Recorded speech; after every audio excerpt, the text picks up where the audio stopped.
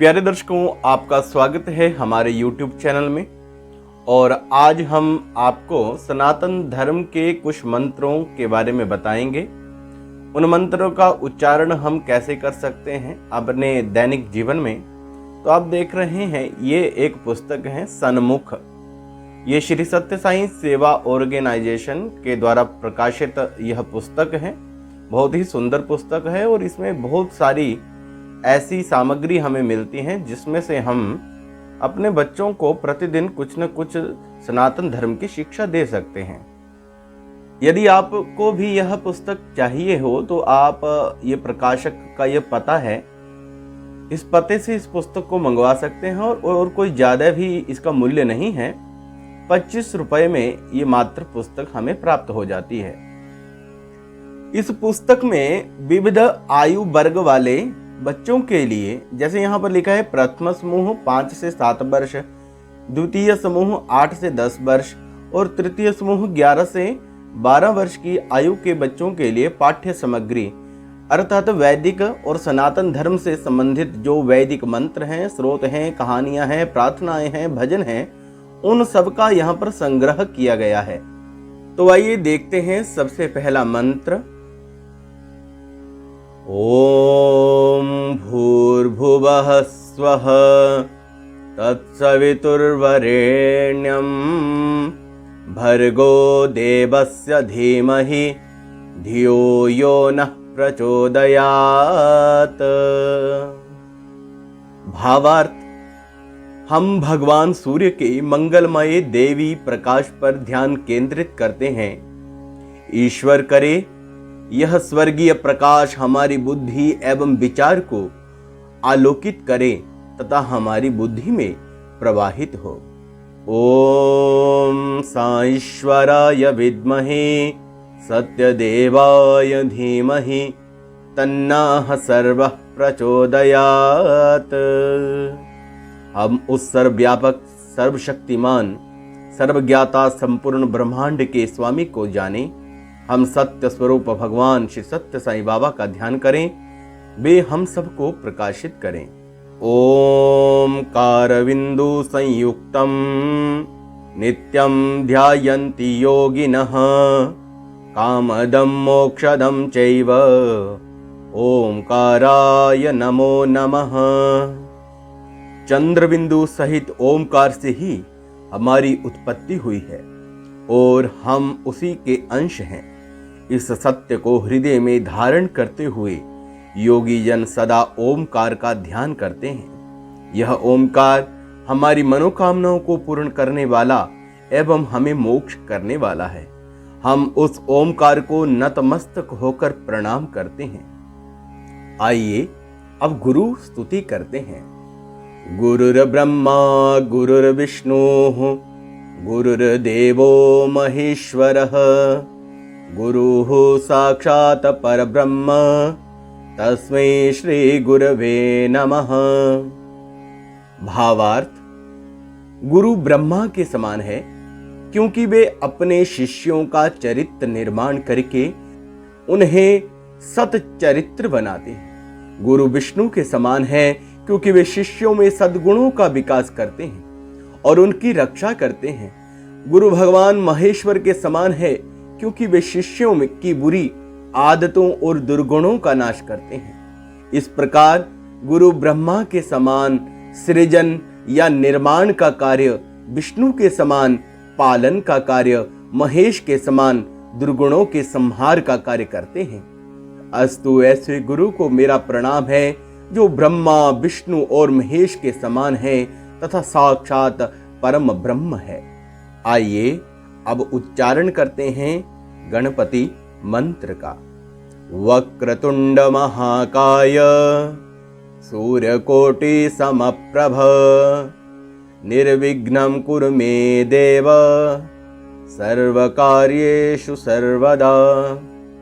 श्री गणेश, जिनकी सूंड मुड़ी हुई है, जिनका शरीर विशाल है तथा करोड़ों सूर्य के समान प्रकाशमान तेजस्वी हैं, ऐसे भगवान गणेश से प्रार्थना है कि वे मेरे सभी अच्छे कार्यों को बिना किसी बाधा के सदा संपन्न करें।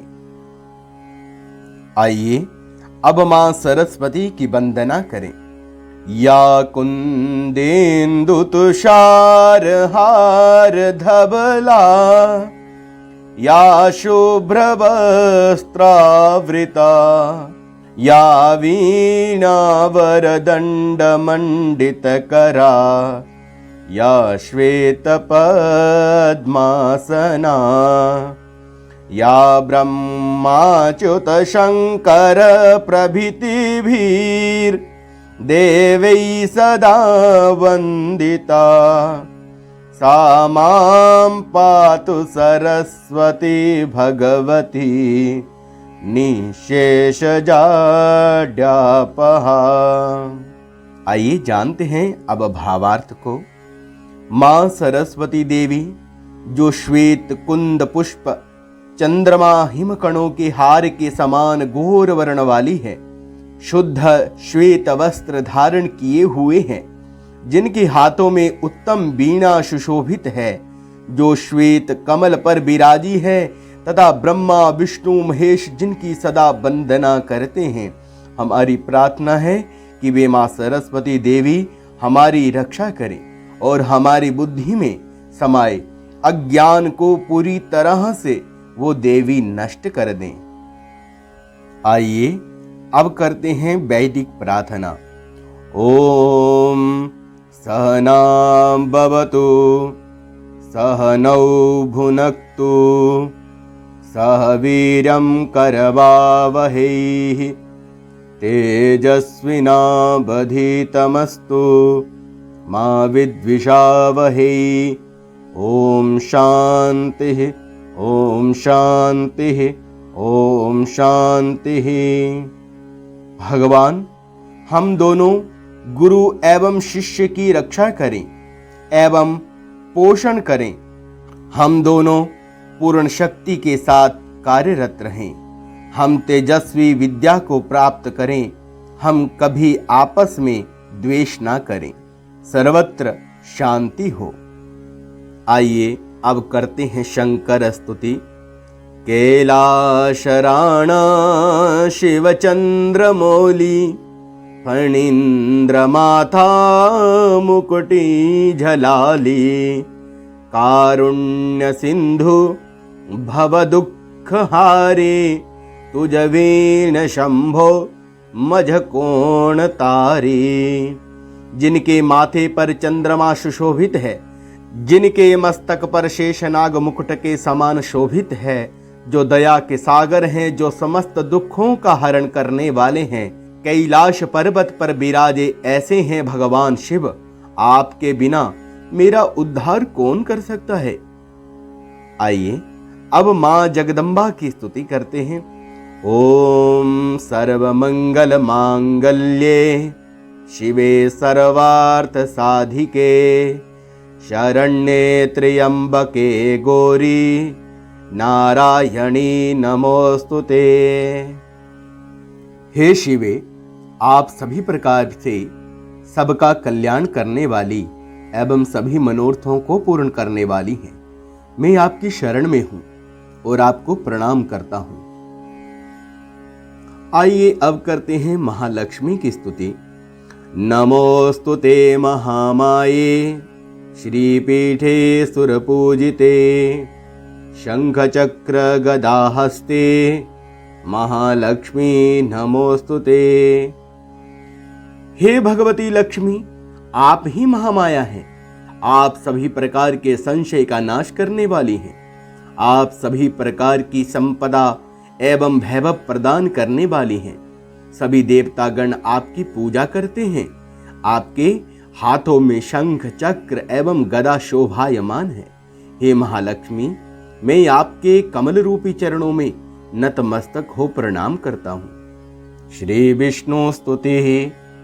शांताकारं भुजगशयनं पद्मनाभं सुरेशं विश्वाधारं गगनसदृशं मेघवर्णं शुभांगं लक्ष्मीकान्तं कमलनयनं योगिभिर्ध्यानगम्यं वन्दे विष्णुं भवभयहरं सर्वलोकैकनाथम।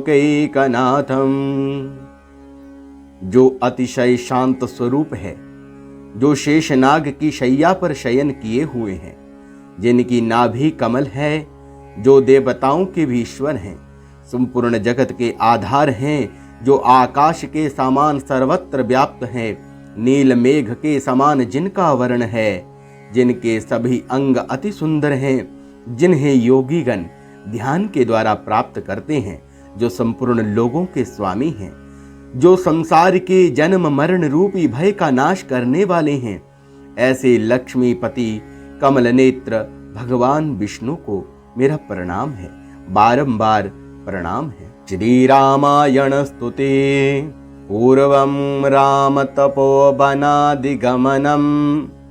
हत्वा मृगं काञ्चनं वैदेही हरणं जटायुमरणं सुग्रीवसंभाषणं बाली निर्दलनं समुद्रतरणं लंकापुरी दाहनं पश्चाद् रावण कुंभकर्ण हननम् एतद्धि रामायणम्। प्रभु राम अपने पिता दशरथ के वचन महाराज दशरथ ने अपनी रानी कैकेयी को जो वचन दिया था उसके पालन हेतु वन को गए। उनके साथ सीता भी गई थी। वन में सीता जी स्वर्ण मृग माया रूपी से आकर्षित हुई। सीता की इच्छा की पूर्ति के लिए राम उस मृग का शिकार करने गए।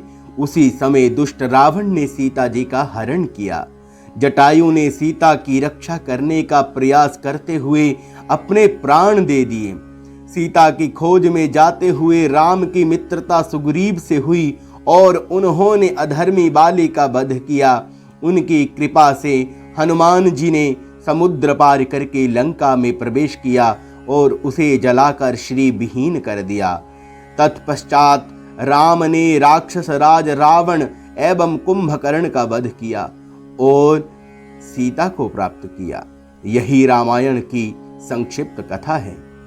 हनुमान स्तुति मनोजबं मारुततुल्य वेगं जितेन्द्रियं बुद्धिमतां वरिष्ठं वातात्मजं वानरयूथ मुख्यं श्रीरामदूतं शरणं प्रपद्ये।